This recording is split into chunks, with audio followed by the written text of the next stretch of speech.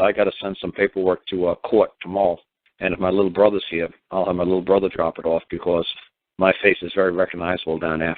And if my mom is going through town, I'll have her drop it off. If not, I'll just drop it off at the post office across the street from the courthouse, and they'll get it in a couple of hours. But what I have to do is I have to basically explain that I'm going into a court of record, and I'm going to basically explain something very simple, that this court will only accept documents, papers, evidence, facts, witness lists from my fellow man, from the individuals that I am summoned to appear, that I'm making a claim. If I see any legal documents, any legal, terms of art, if I see any case law precedent, if I see any code, if I see anything filed inside of my case, I'm going to hold that legal person liable as a man, and I'm going to seek damages for trespass on my case. So see, that's basically one of the notices I'm going to do. I already wrote 20, 30, 40 notices in my life, that I've already put in other cases in my past. So it's very easy for me just to pull up all those notices and dump them into this case and explain to the court clerk, if you try to modify my claim, if you try to move my court, if you try to, I'm going to hold you liable for trespass on the case. The word claimant, I got a notice for the word claimant. Claimant is that a man or a woman who's attempting to have their property returned or restored to them. And then I'm going to write the word plaintiff. I already got a notice of the word plaintiff. Do not define me as a plaintiff. A plaintiff is a nagging old French woman. It is somebody who's making a complaint, somebody who's argumentative, somebody who has no claim. So I'm going to put all those notices in. So when they get that ton of notices, boom, boom, boom, boom, boom, they're going to be like, holy crap. Oh, yeah, I'm going to make this court so tight that don't even think about trying to alter it, amend it. Don't even try to move jurisdiction. Don't even try to move it out of my control. Don't even think I'm going to allow that to happen for a second. It ain't going to happen. It should be fun, to drop all those notices in. And they're going to be linking like, holy crap, how did this guy, write all these notices this quick? It's like, look, I had those notices around since 2005.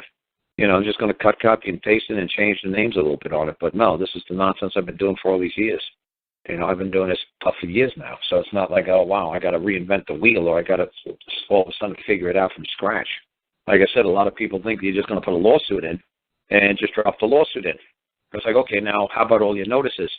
What? You're going to have to write a shitload of notices. Why? Because they're going to try to do this, do that, do that. They're going to try to modify your case. They're going to try to put stuff into your case. They're going to try to get the magistrate or the judge to dismiss your case. They're going to try to say, well, you failed to state a claim which relief can be granted. They're going to try to put all these legal tricks in there, this mumbo jumbo in there.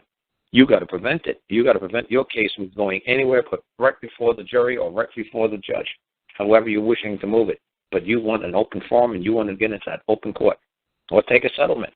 But don't let anybody try to manipulate or change your claim. Don't try to make it into a complaint. Don't try to be a plaintiff. Don't try to let them do anything. Don't let them try to be an defendant. Keep them as a wrongdoer. Don't let them do a damn thing. Just make them appear in your court the way you title them. This is the way you're going to appear in my court. Don't even think for a second you're going to appear as anything else. You've done me wrong. You're a wrongdoer. Oh. And that's the... You see what I'm saying? Yeah, absolutely. We spoke a while back about this policeman who had a special job. How do you feel about writing to the chief of police, mentioning this guy, something along the lines of there is a man in your employ, commonly known as Sam, and the man has caused loss and harm to I, man Paul Grattan. I require restore my property forthwith or compensate, but actually send it to the chief of police down there. Yeah, but what did this Sam guy do? He was one of the ones who helped destroy the computers. How do you know? You have any first-hand knowledge of that? I've got the camera footage of when they were here before I got back to the States. Oh, you do have the camera footage of the man who actually touched the computer? Well, there was two of them that touched it. The one guy who is this one, and then there was one guy who is the other man we spoke of tonight who I'm writing. Okay. Yeah, but I'm saying you actually got the video footage of it. Yeah. Oh, that's great. That makes it easy. You could just basically send them an open letter, something like that. Say, what are we going to do about it? So what would you recommend that we do? You see what I'm saying? You could kind of if you want to talk to somebody else other than the man that did it, you could just basically ask them what's his policy. What do they do? You know, when something like this gets brought to their attention, what would you do from this point forward? But don't forget, this is the one guy who's outside his legal, and I use that term exactly, his legal jurisdiction.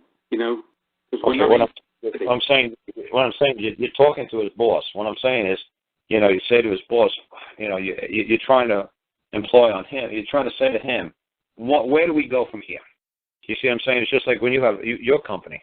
You know, you say somebody says, look, I saw somebody do this to my parts. You know, the parts that were shipped to you. I had a hidden camera, and you know, when this helicopter part got here, now this is missing, and I actually got it on camera that your man did this. Where do we go from here?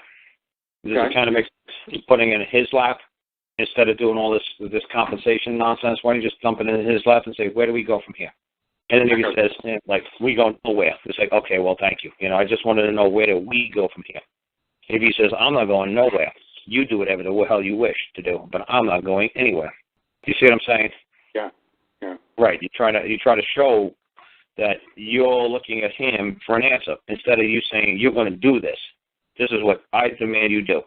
It's instead of trying to say, oh, yeah, really, and who are you to boss me around? I got the gun. What are you going to do about it? Instead of saying, okay, this is the situation. Where should we go from here? You tell me. What would you like to do? Yeah, give him an option, give him an out to make it right? Right. See, this is what I'm saying, man. I kill him with effing kindness. I don't know why I'm such a kind motherfucker, but I am. You know, I just have. It's scary how kind I am to my fellow man. You know, but it just comes so easy for me to do this. I don't know how you do it, Carl.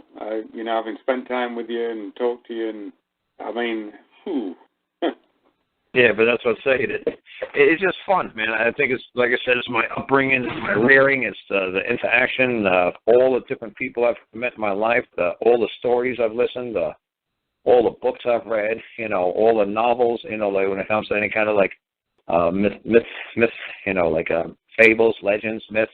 You know, what people have passed down for thousands and thousands of years to their children, that I've just always been enamored in that stuff. I've always been, you know, riveted and loving it, and just can't keep getting more and more of that kind of basic knowledge into me, wisdom that's been passed down for centuries. And I just love being able to pull on it, you know, and say, I know the riddle of that answer. That's what the tortoise and the hare was about. That's what the sour grapes are about. That's what the golden goose is about. You know, that's what the Midas touch means. You know, so I got all these past, you know, the like Aesop fables kind of thing, those famous, like, you know, German, Austrian folks who wrote all those, who realized that they had to put this down in writing before they lost it, before old people who knew all these old stories disappeared, and they weren't going to be able to pass it down to the next generation. And these guys, you know, were in a panic, in a scramble. You know, a couple hundred years ago, they realized the significance of the wisdom that the elder people had, and nothing was written down. So they just had to go, and they had to do it through the spoken word. So I just was able to accumulate all this wealth of knowledge through the spoken word. You know, like half of it was spoken word, and the other half was what I read. So like I said, I got fortunate that I was able to do both.